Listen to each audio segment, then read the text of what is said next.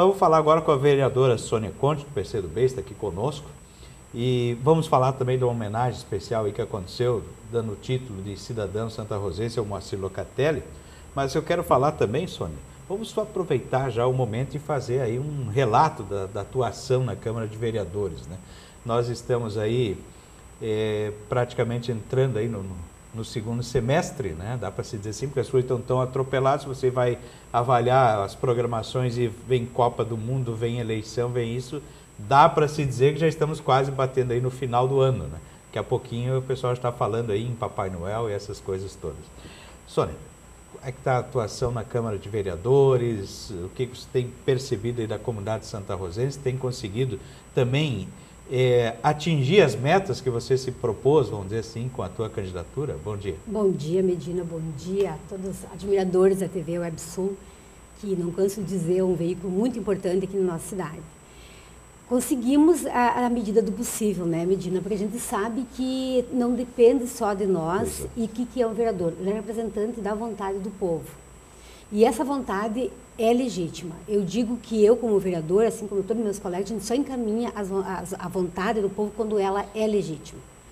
E, às vezes, ela não avança por falta de condições, o município, várias situações, porque sempre se coloca prioridades. Tenho enfrentado grandes dificuldades, sim, não posso dizer que não, assim como meus colegas, na resposta aos meus encaminhamentos, alguns não, alguns a gente avança, mas a gente gostaria que fosse melhor.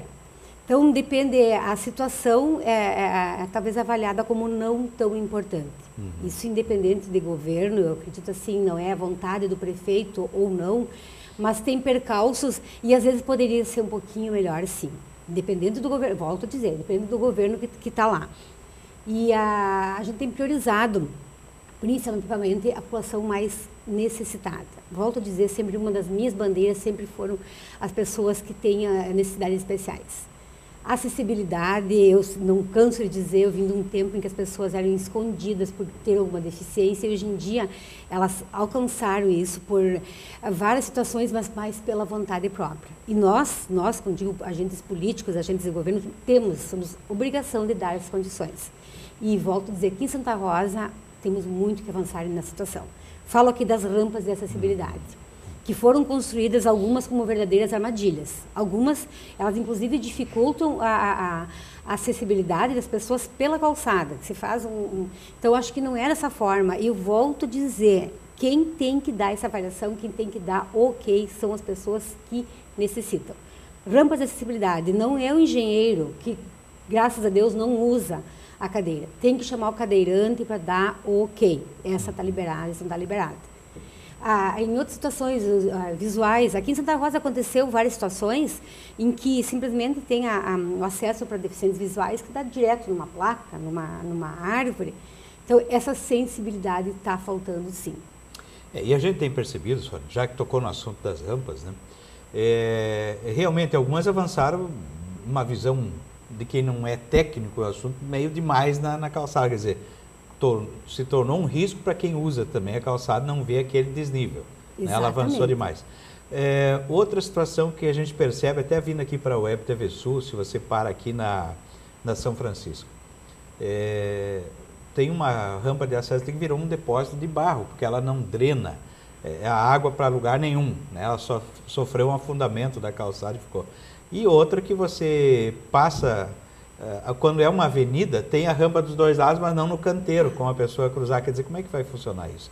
Quer dizer, são situações assim que, embora se estuda tanto, se faz, se investiu dinheiro público, né? E não está contente. Outra coisa, faixa de segurança, avançando um pouquinho, em locais totalmente inadequados que mais oferecem risco, até porque o próprio cadeirante assim, tem que usar, né, essa faixa de segurança para atravessar os pedestres, aí, qualquer transeunte, que não num lugar que mais oferece risco do que ajuda. Dois, aqui perto mesmo da Web TV Sul tem uma faixa de segurança que no meio passa um fio desse que dá sustentação à rede de luz, de energia, né? Quer dizer, poxa, mas será que ninguém enxergou isso na hora de pintar? Você fica, né, observando isso, e é uma situação que temos que avançar. Veja aí, nós recebemos turistas, as pessoas que vêm aí para a nossa cidade, e fica uma situação meio chata. Né? Verdade.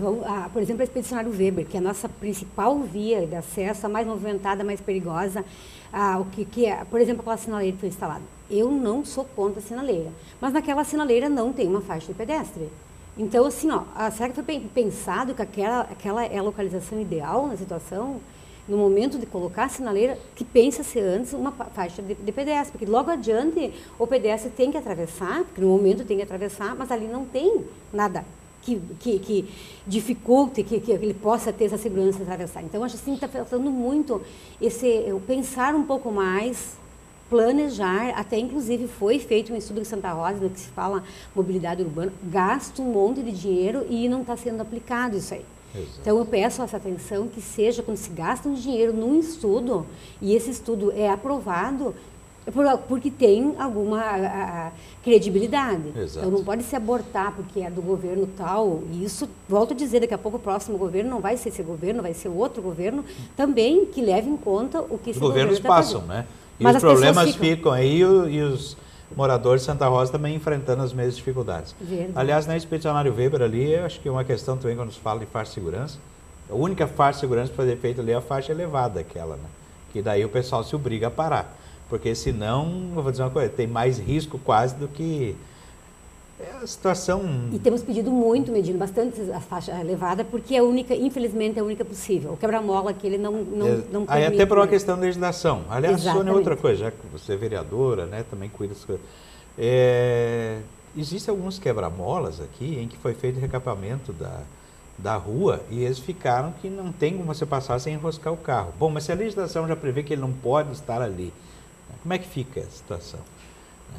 Alguém tem que observar isso, quer dizer, existe aí, mas se tirar fica pior. Não, tem que achar alguma alternativa, se é uma escola, coisa assim.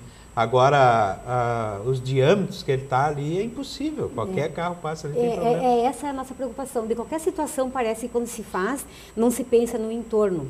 Por exemplo, veio muitos pedidos para nós agora com o novo asfalto que vai ser feito, que se mantenha os quebra-molas que tinha antes. Mas aí tem que se manter, eu acho, mas pensando no que vem no contorno, como vai vir a camada de asfalto. Não ali simplesmente passar por cima. Exatamente. Ali eu volto a falar das faixas, das rampas de acessibilidade. Foi feito, mas não foi pensado no nível do asfalto dessa situação. Assim como aquelas situações da Corsã que tem, se faz o asfalto, mas não se pensa naquela elevação. Então, me parece que cada um faz um trabalho isolado, não tem um trabalho de rede, diria, não, está sendo feito assim, chama-se a outra empresa que tem alguma situação, mas que se faça pensando no geral. Então, isso é bastante preocupante, porque a gente sabe que cada vez mais as pessoas aumentam e elas querem, exigem, e deve ser dessa forma, que elas possam andar. E até porque os idosos, hoje em dia, eles não ficam mais em casa, eles querem sair, eles precisam dessa garantia de onde vão andar, para que não aconteça até um acidente que nem aconteceu em Porto Alegre, aquele idoso daquela forma, né? E aqui também, Medina, eu acho assim que tem que ser aplicado a lei que existe, que cada um tem que cuidar da sua calçada na frente, independente de onde for, não é importante lá na vila ou não, não adianta a pessoa andar aqui, chegou ali não consegue ter padronizar. Tem essa lei e a gente tem pedido muito essa fiscalização que existe, bom, se tem uma multa que se aplique, não importa se isso fica antipático, tanto para o vereador como para a administração, mas se existe uma legislação, acho que ela tem que ser cumprida. Com certeza, né? Porque a gente vê e cada um faz o que quer. Mas eu nem lembro mais, Sônia, quanto tempo se fala em padronizar aqui no centro da cidade, você vê que muito pouco evoluiu, né? Existe agora, eu tenho acompanhado aí um trabalho que tem planejamento, e vamos acompanhar mais de perto ainda, para que não fique só no AUE, né? Que realmente se cumpra esse trabalho agora, então, de calçada legal, parece que é o nome do projeto, em que as pessoas tenham que fazer a calçada da maneira que for. Às vezes nos próprios públicos, nos prédios públicos, você vê que não se cumpre, então, quer dizer, aí como você vai cobrar dos outros, né? Fica bem complicado. Então, tem que ter, o exemplo tem que vir de casa sempre, né? Exato, tem que fazer a lição primeiro. Agora, é importante a gente puxar esses assuntos, falar para a comunidade perceber, né? Às vezes até vai passando o dia a dia, mas quando se debate e começa a se tocar, poxa, isso aqui realmente está na hora de mudar. Você vê aqui na área central calçadas de alto risco, né? E não se vê também falar em fiscalização, que se foi advertido ou não. Os bares, agora chegamos numa estação mais fria, mas no verão tem ruas que você simplesmente tem que abandonar a calçada porque ocupam todo o espaço e isso é um desrespeito, vamos dizer assim, Exatamente. às pessoas. Até, Medina, no primeiro ano que a gente já começou, uma situação bem forte que a gente trabalhou e tem dado resultado em partes, é as mercadorias na calçada. Mercadorias na calçada, eu acho assim, os bares têm que ter uma padronização, tem que ter, porque tem aquele charme das mesinhas da calçada, mas com uma certa ocupação que as pessoas possam, não tem que ficar de lado limite, passando. né? Agora, mercadorias na calçada é uma situação que não admito, é muito feio. Inclusive, tem uma situação que eu entrei com um requerimento pedindo que fosse fiscalizado, foi retirada a árvore. Era simplesmente amarrado de um lado para o outro, por cobertores e coisa. Quando vi, retiraram a árvore. Poxa, que culpa tem a coitada. Foi uma solução bem radical. Né? Exatamente. E continua, as pessoas passam, tem aquelas coisas em cima. Então, assim, ó, aqui não é Paraguai. Me desculpe, mas Paraguai é outra história. Aqui nós queremos uma cidade bonita. E isso não é a visão da vereadora. As pessoas que me chegavam diziam... eu venho de fora aqui, tu veio aqui, tu chega aqui, parece que está o Paraguai, as pessoas colocam mercadoria aqui, e os próprios lojistas que cumprem e que querem a sua frente bonita não se sentiam à vontade porque do lado existia essa situação. E eram bem pontuais. E ainda melhorou. Então foi cobrado essa situação e melhorou. Agora, então, não pode mais colocar na rua só ao redor, junto à sua fachada. Mas ainda, eu acho que não é ainda a solução. É uma questão, infelizmente, se não tem fiscalização, o pessoal abusa um pouquinho. Exatamente. Mas já que falamos disso, não tem nada a ver com o Paraguai, mas é o nosso famoso camelódromo aqui, né? Foi retirado, foi um passo importante, retirou aí todas essas tendas que vinham pelas ruas, prejudicando até estranho. Mas foi para lá, mas com um projeto original, bonitinho, a ideia, né, que se concebeu era uma, e agora não se para de aumentar aquilo lá, você passa pela praça, você só vê um monte de lona.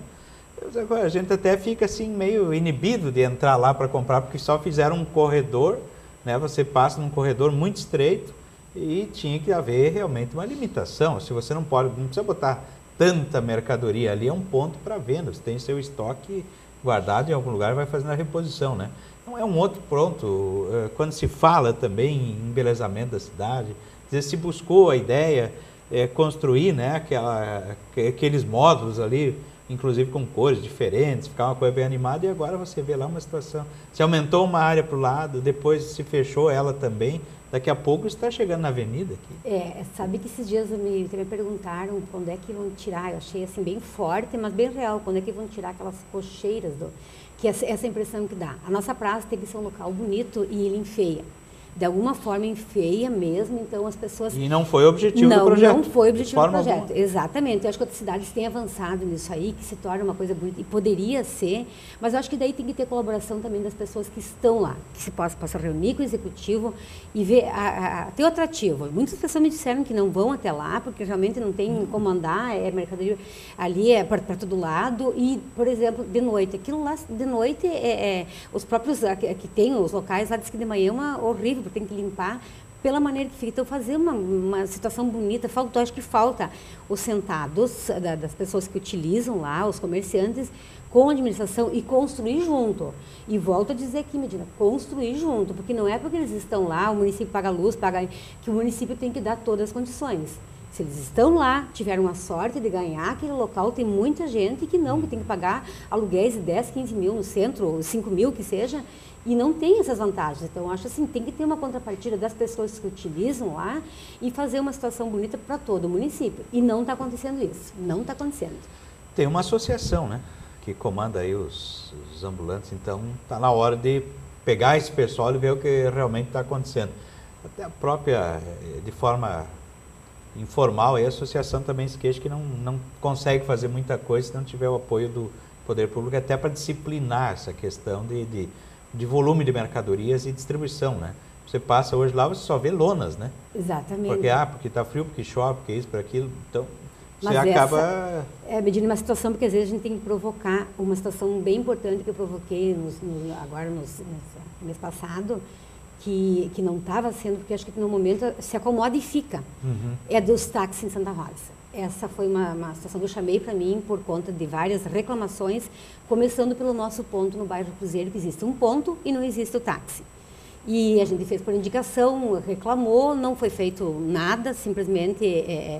E daí agora entrei com um requerimento de fiscalização em todos os pontos de táxi. A gente sabe que o que está acontecendo aqui é uma troca, é um aluguel, é uma venda, que não pode, porque semelhante ao camelódromo, é uma concessão. Ninguém comprou, então aquela é uma concessão que ela tem que ser feito jus àquela concessão. Tu não pode vender, alugar. E tem muitos sendo feitos dessa forma. E para minha surpresa, eu achei que ia arrumar inimigos taxistas.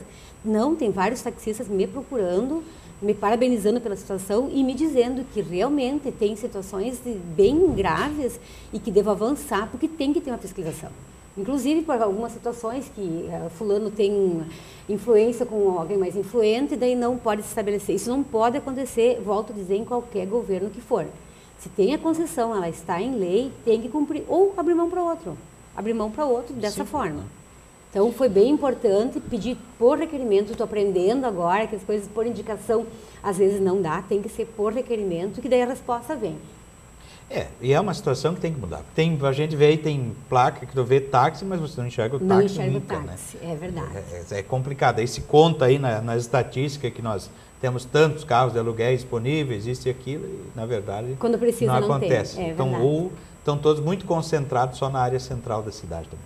Bom, para fecharmos, Sônia, vamos falar aí da homenagem, né? Daqui a pouco o homenageado também, nós vamos conversar aqui, né? Foi uma proposição aí tua, né, de apresentar essa indicação para homenagear aí o Moacir Locatelli como cidadão santarrozense. Eu admiro o Moacir desde que foi meu professor, muitos anos atrás. Ele nem é tão velho assim e também não é tão nova, né? Mas foi como professor a maioria das pessoas na cidade, que ele sempre teve uma peculiaridade de não colocar o que estava no papel do currículo. Ele sempre teve essa intenção perante seus alunos em que as pessoas se tornassem cidadãos melhores. E ele sempre foi uma pessoa visionária, à frente do seu tempo, cada vez mais, tanto que essa parte de energias renováveis toda, ele sempre pensa muito além e não pensa para si. Ele pensa para o mundo, ele sabe que a partir de um tempo aí não vai ter mais energia suficiente, não é alagando áreas. Então, sempre com esse pensamento. E o que me encanta nele também é que nessa situação, como ele é um empreendedor nato, um empresário, pensando, ele tem aquele lado humano e humilde. O Moacir me chama atenção numa situação assim, tá envolvido naquele dia, lá no trabalho dele, mas aí chega lá, por exemplo, o professor Edinho, e, Moacir, vamos lá no hospital fazer uma homenagem. E ele sai às 8 da manhã e volta às 8 da noite, de ala em ala, cantando, porque é um excelente músico. Então, ele tem esse lado humano. Ele é uma pessoa sensacional. E eu sempre tive essa vontade, mesmo quando eu estava lá assim que me elegi, de fazer uma coisa grandiosa. Eu acho que essas homenagens não devem ser, não que tem muitas pessoas que estão fora e mereceriam também. Mas não é homenagem que pode ser dada, porque ela tem bastante critérios. Não é uma pessoa assim, por ser empreendedor, por exemplo. Tanto que aqui eu tenho a lista. Aquele dia, quem esteve lá na Câmara de Vereadores e viu lendo o currículo dele, o secretário Paulinho chegou a cansar de ler tantas situações. E o que mais me chamou a atenção também, Medina, chegando na homenagem dele, depois no jantar que ele ofereceu, várias pessoas chegaram e me disseram, olha, eu sou da entidade tal, e a minha entidade não estava lá. Não estava. Por quê? Porque ele não abre. A maior dificuldade foi em conseguir esse currículo. Ele não fornecia. Ele, não, que eu faço isso aí, eu faço decoração, não...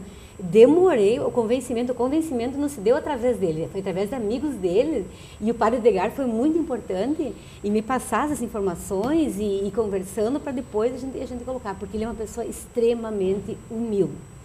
Então, eu disse para ele, e volto a dizer, quem está de parabéns aqui é Santa Rosa, por contar uma pessoa como ele. Tá certo, Sônia. É uma homenagem importante e a gente vai, daqui a pouquinho, já conversar aí com o Moacir para falar um pouquinho desse assunto. Obrigado, Sônia, pela participação no programa. Obrigada a todos os ouvintes. É um prazer sempre estar aqui, estou à disposição sempre. Obrigada.